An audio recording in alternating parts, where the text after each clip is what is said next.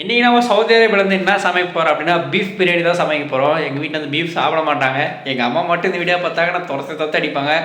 Beef சாப்பிட்டாலே வீட்டுக்குள்ளே வரக்கூடாது அப்படின்வாங்க. பட் நம்ம சவுதியில் தானே இருக்கோம், அதனால் நம்ம பீஃப் சமைக்கலாம். இந்த வீடியோவில் வந்து நம்ம பீஃப் எப்படி சமைக்கலாம் அப்படின்னு சொல்லிட்டு பார்க்கலாம் வாங்க. பீஃப் வந்து 1/2 கிலோ வந்து மஞ்சள் தண்ணியில் போட்டு கழுவி எடுத்துக்கிட்டோம். புதினா, கொத்தமல்லி, இஞ்சி பூண்டு பேஸ்ட் தனித்தனியாக அரைச்சிக்கிட்டோம். இந்த மசாலா ஐட்டம் வந்து நீங்கள் அதை வறுத்து அப்படியே அரைச்சிக்கலாம், இல்லை அப்படியே கூட போட்டுக்கலாம். ஆனியனு, பச்சை மிளகாய், தக்காளி, கேர்டு, அரிசி வந்து ஒரு 1/2 கிலோ வந்து கழுவி நல்லா ஊற வச்சாச்சு.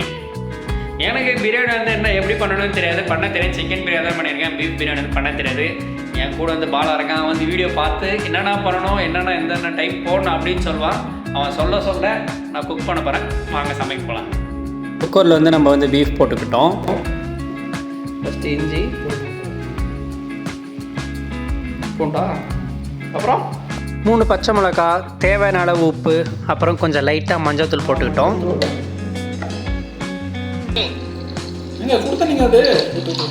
இன்னி வந்து கறி எவ்வளோ இருக்கோ அது முங்குற அளவு வந்து தண்ணி ஊற்றிக்காச்சு. குக்கரில் வந்து கறி வச்சாச்சு. ஒரு 8 விசில் வந்ததுக்கப்புறமா சமையல் ஸ்டார்ட் பண்ணுவோம். எவ்வளோ எண்ணெய் சொன்னால் 1 கிலோவுக்கு 1/4 லிட்டர் எண்ணெய் பாஸ்வேர்டு சொல்லுங்கள். குழந்தைக்கப்புறமா இதெல்லாம் போட்டுக்கோங்க. பட்டை போட்டுக்கோங்க. பிரியாணி தேவையான எல்லாத்தையும் போட்டுக்கோங்க.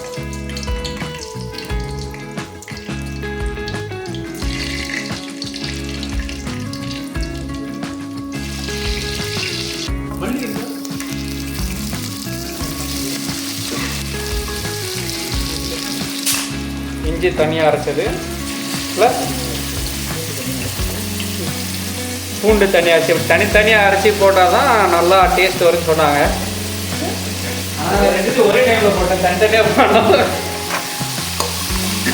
பச்சை மிளகா, போடுங்க. மஞ்சள் தூள் போட்டாச்சு. நெக்ஸ்ட்டு காஷ்மீர் மிளகாத்தூள், மிளகாய் தூள் போட்டாச்சு. நெக்ஸ்ட்டு புளிஞ்சு கொடுப்பாங்க.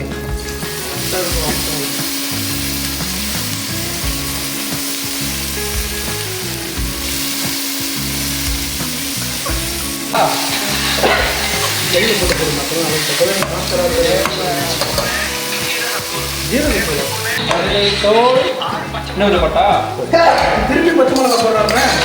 போதுமா? அந்த பொடியை போடுங்க, இந்த பொடியை போடுங்க. கடைசி நமக்கு பொடி கொடுக்க வச்சுருவார் போல. நல்லா வருதா? எவ்வளோ போடணுமா? எதுவுமே வாசனை வராது. தண்ணி இருக்கட்டும்.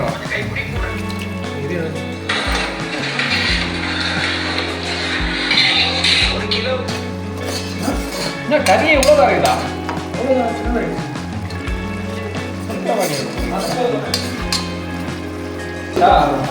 எவ்வளோ போட்டேன் தயிர்? ஆஃப் போடுவோம். ஆஃபா 200 தான் இது மொத்தம். லைட்டாக கரம் மசாலா. என்கிட்ட காஷ்மீர் மிளகாய் தயிர் ஆட் பண்ணக்கப்புறம் அது சுற்றி கொச்சு வந்ததுக்கப்புறம் அது கூட வந்து புதினாவும் கொத்தமல்லியும் நாங்கள் வந்து ஆட் பண்ணிக்கிட்டோம். லைட்டாக போடு, ஆல்ரெடி புளிப்பாக இருக்குது. போதுமா? அது வாய் அடிக்காது. லெமன் சேர்த்ததுக்கு அப்புறமா அதை அப்படியே மூடி பக்கத்து அடுப்பில் வந்து சிம்மில் வச்சு நல்லா அதை கொதிக்க விட்டுட்டோம். இன்னொரு அடுப்பில் வந்து தண்ணி வச்சு கொத்தமல்லி கொஞ்சம் போட்டு புதினா போட்டு கூடவே ஏலக்காய் அந்த பட்டெல்லாம் போட்டோம். அது கூட அப்புறமா அரிசி வந்து மிக்ஸ் பண்ணிட்டோம்.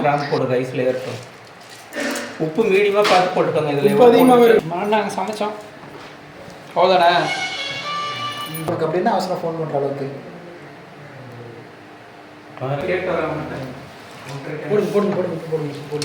பாஸ்மதி ரைஸ் வந்து சீக்கிரமாக வெந்துடும். அது வந்து அரை வேக்காடாக நம்ம எடுத்துணும். அதாவது 80% மட்டும்தான் அந்த பாஸ்மதி ரைஸ் வந்து வெந்திருக்கும். அதாவது நம்ம பாஸ்மதி ரைஸ் எடுத்து பின்ன நசுக்கி பார்த்தா அது நசுங்கணும் உடையக்கூடாது. ஸோ அந்த ஸ்டேஜில் வந்து பக்கத்து அடுப்பில் நாங்கள் வந்து கிரேவி வச்சுருந்தீங்களா, அது கூட அந்த ரைஸை பாஸ்மதி ரைஸை போட்டு அப்படியே கிளறி விட்டுட்டோம்.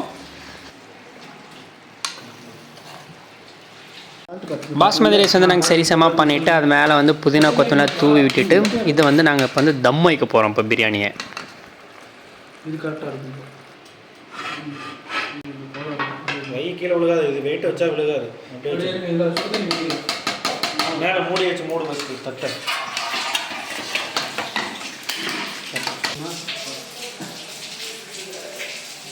பிரியாணி வந்து நாங்கள் ஒரு 20 நிமிஷம் தம் வச்சுக்கிறோம். இன்னும் கரெக்டாக 2 நிமிஷத்தில் நாங்கள் வந்து ஓப்பன் பண்ண போகிறோம். எப்படின்னு சொல்லிட்டு பாருங்கள், சாப்பிட்டுட்டு சொல்கிறோம்.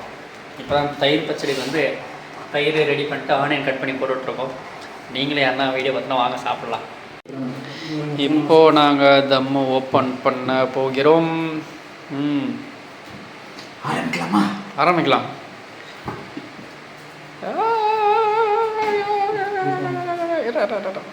அடல் அடிக்கணும் தம்பி தான். ஃபோன் கேமரா தெரியாது.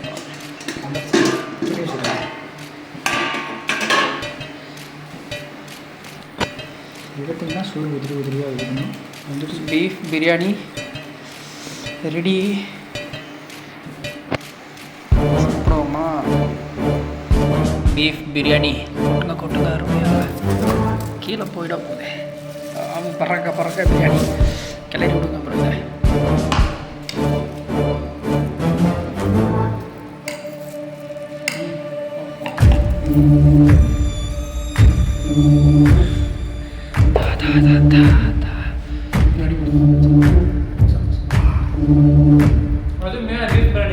இந்த பிரியாணி குண்டால் வந்து அடி பிடிச்சிருக்கீங்களா, அதை அப்படியே நம்ம கையில் எடுத்து உருண்டை பண்ணி அது கூட கொஞ்சோண்டு வெங்காயம் வச்சு அந்த வெங்காயத்து மேலே ஒரு சின்ன பீஃபோ சிக்கனோ வச்சு சாப்பிட்டா அப்படியே செம்ம டேஸ்ட்டாக இருக்கும். யூடியூப்பில் ஒரு பாய் வீடியோ பார்த்தா குக் பண்ணோம். பிரியாணி செம்ம டேஸ்ட்டாக இருக்குது.